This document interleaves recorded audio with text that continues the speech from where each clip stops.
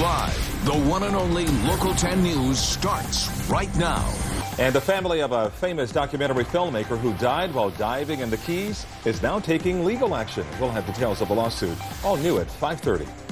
The parents of a documentary filmmaker who died in the Keys, they're taking legal action. Let's go to Victor and Janine now with a look at what's happening from the newsroom at 5:30. Calvin, Lori, Rob Stewart was an award-winning filmmaker who was actually working on a sequel to his 2006 hit Sharkwater, but something went terribly wrong during a deep dive off Isla Mirada.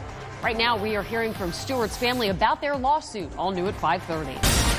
Live, the one and only Local 10 News starts right now.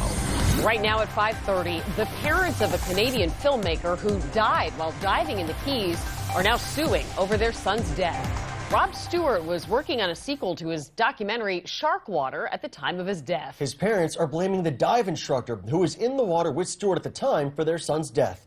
Local 10 Derek Shore live now with details on this lawsuit. Derek.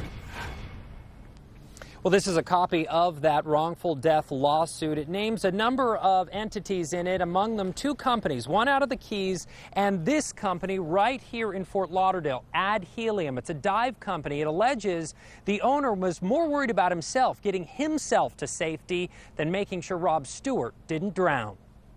His friends flew in from everywhere.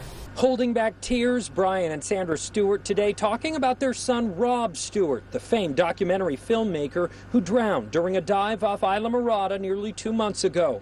Preventable tragedy. With their attorney today, the couple announcing a wrongful death lawsuit against the two companies who took Stewart on that dive to film a sequel to his acclaimed Sharkwater. We're trying to make sure no one ever dies the way Rob died. Well, the suit includes Horizon Dive Adventures, the boat operator, the harshest words for the owner of Fort Lauderdale's Ad Helium, Peter Sotis, Stewart's dive instructor, who they say left him in the water after a third mishandled dive. Sotis, they say, got in the boat and passed out due to lack of oxygen. In the mass confusion of him passing out on the boat, no one from that boat, from Horizon Divers, or from Ad Helium, kept an eye on Rob Stewart. Rob's body would be found days later. We stopped by Ad Helium today, but we're told Peter Sotis was not in. Right when we arrived, we tried to stop a man who appeared to be Sotis driving off in a Jaguar, but he kept going.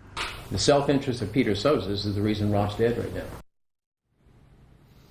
And tonight we are hearing from legal counsel for Ad Helium and the Sotises. They say there are many unanswered questions involving the death of Mr. Stewart. Peter and Claudia Sotis look forward to a full airing of all the facts and a thorough investigation to determine the truth.